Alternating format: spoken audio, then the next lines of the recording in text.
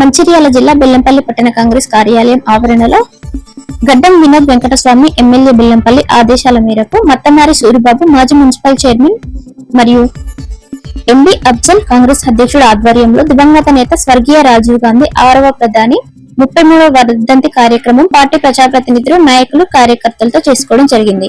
ఈ సందర్భంగా రాజీవ్ గాంధీ చేసిన గణనీయమైన సేవలు ఒక ఐటీ రంగంలో గాని, గ్రామీణ అభివృద్ధి, మహిళలకు రిజర్వేషన్, 18 సంవత్సరాలు నిండిన యువతీ యువకులకు ఓటు హక్కు, భారీ ప్రాజెక్టులు, అన్ని టెక్నాలజీ రంగంలోనూ పెద్దపీట వేసి భారతదేశానికి ఆదర్శంగా నిలిచిన గొప్ప నేత స్వర్గీయ రాజీవ్ గాంధీ. వారి అడుగుజాడలో ప్రతి ఒక్కరూ నడవాలని ఈ సందర్భంగా ఆయన కోరుకోవడం జరిగింది. మన భారత 6వ మాజీ ప్రధానమంత్రి స్వర్గీయ రాజీవ్ గాంధీ వర్ధంతి సందర్భంగా బెల్లంపల్లి కాంగ్రెస్ కార్యాలయంలో నిర్వహించడం జరుగుతుంది. ఆయన భారతదేశానికి 6వ ప్రధానమంత్రిగా వాళ్ళ తల్లిగారు చనిపోయిన తర్వాత పార్లమెంట్ ఎలక్షన్ పెట్టి ఆనాడు అతి చిన్న వయసులో ఎలక్షన్స్కి వెళ్లి 508 స్థానాలకు గాను 401 స్థానాలు అంటే భారీ మెజార్టీతోని అత్యధిక సీట్లు సాధించి ప్రపంచంలోనే అంత మెజార్టీ, అంతకుముందు 7 సార్లు పార్లమెంట్ ఎలక్షన్ జరిగినాయి, ఎప్పుడు కూడా అంత మెజార్టీ రాలేదు.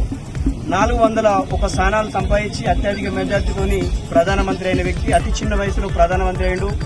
ఆయన భారత రత్న అవార్డు కూడా ఆయనకు వచ్చింది. అదేవిధంగా పేదలకు, బడుగు బలహీన వర్గాలకు కాంగ్రెస్ పార్టీ చేసిన సేవలను, అదేవిధంగా ఆయన టెక్నాలజీ రకంగా కావచ్చు, ఓటు హక్కులు కావచ్చు, అనేక కొత్త టెక్నాలజీని తీసుకొచ్చి భారత ప్రజానికానికి, రైతులకు అనేక రకాల సేవలు చేసి ముందుకు తీసుకుపోదామనే క్రమంలోనే దురదృష్టవశాత్తు 1991 మే 21న ఆయనకు ఉగ్రవాదులు ఆయన మీద దాడి చేసి బాంబుతో పేర్చి చంపడం జరిగింది.